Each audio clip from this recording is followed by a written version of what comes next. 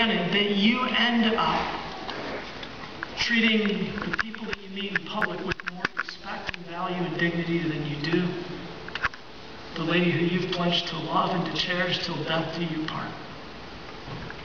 What that means is you can go out to a restaurant and treat the person who waits on you with more value and dignity than sometimes you can your wife.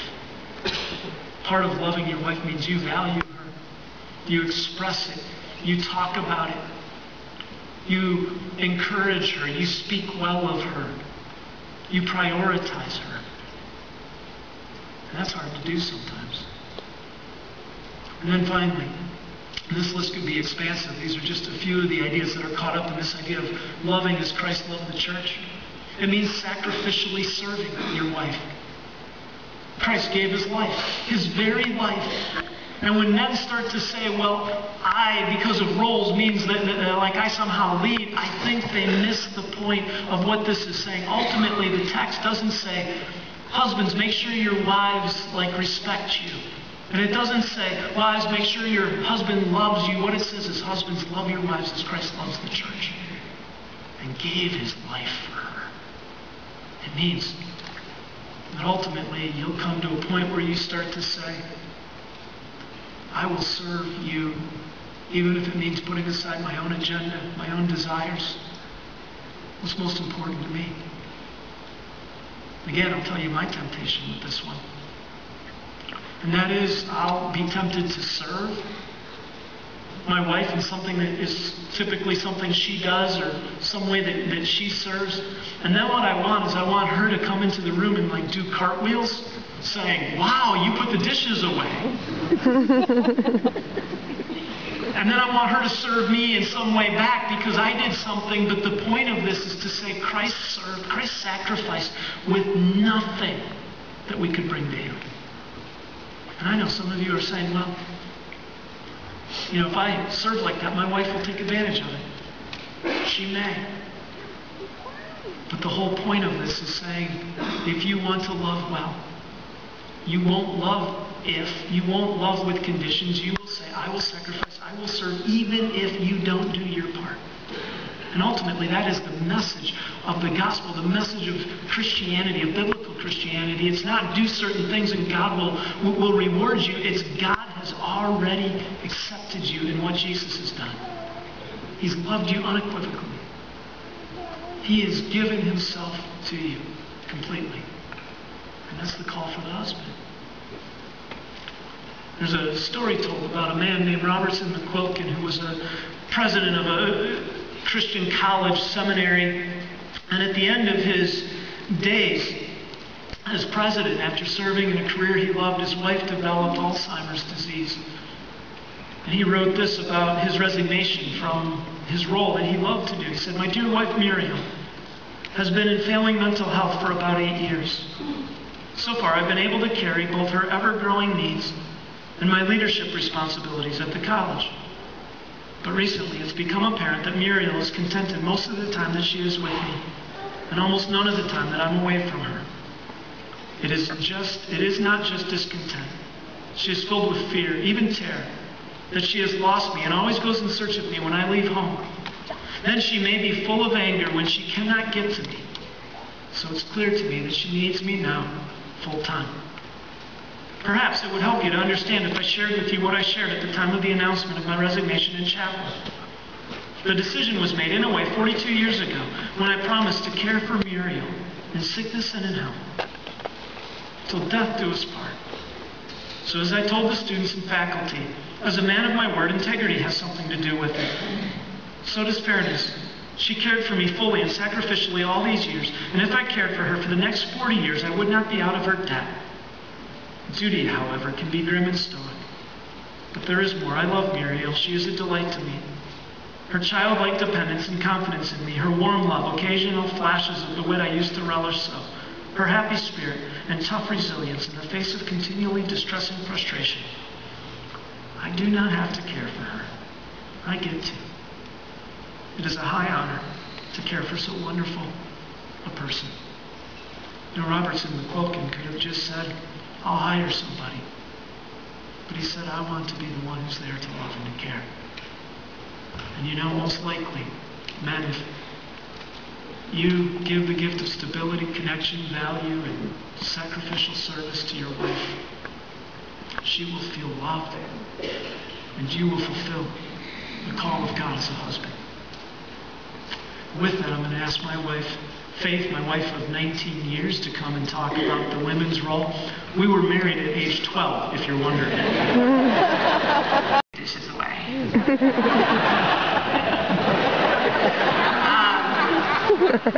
I've waited a long time for this microphone.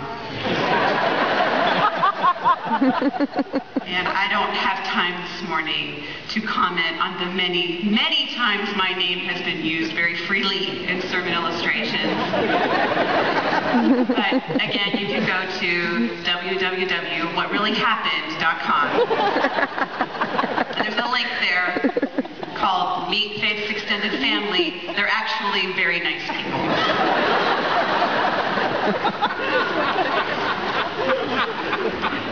Okay, well, he did ask me several times, and each time I said, no way, dude. No, I do not want to talk on this passage. I don't want to talk in front of a big room full of people. That's just scary. But eventually I agreed, and as I studied this passage, I again came to the conclusion that there is something in this passage for us. There is God's truth here.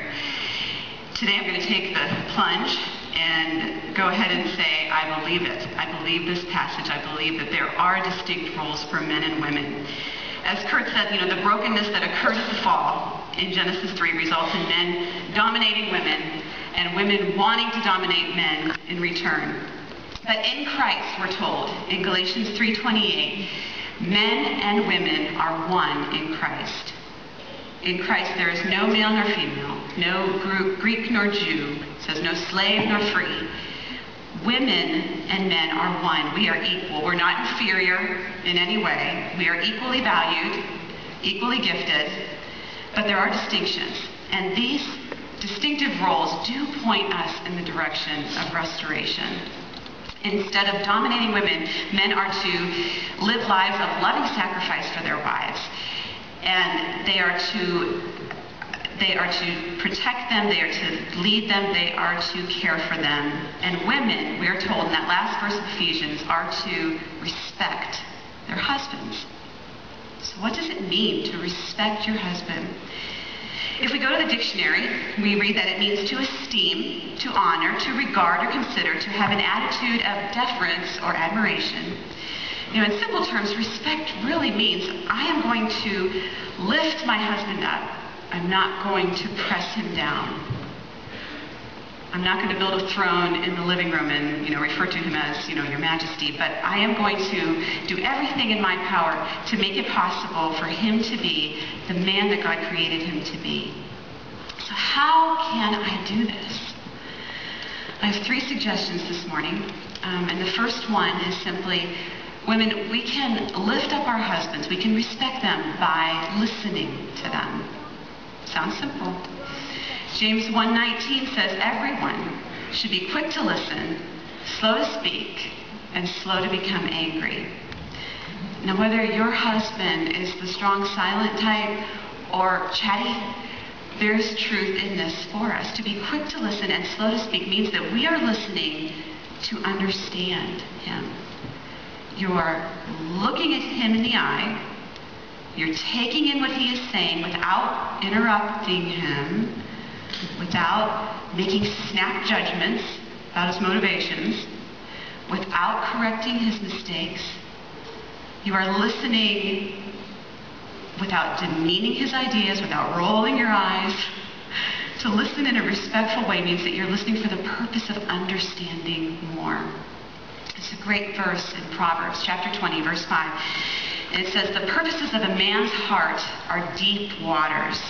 A man or woman of understanding draws them out. The purposes of a man's heart are deep waters. Have we listened, women? Have we listened to our husbands in such a way that we are drawing out the deep waters of their hearts? Have we drawn out their deepest beliefs, convictions?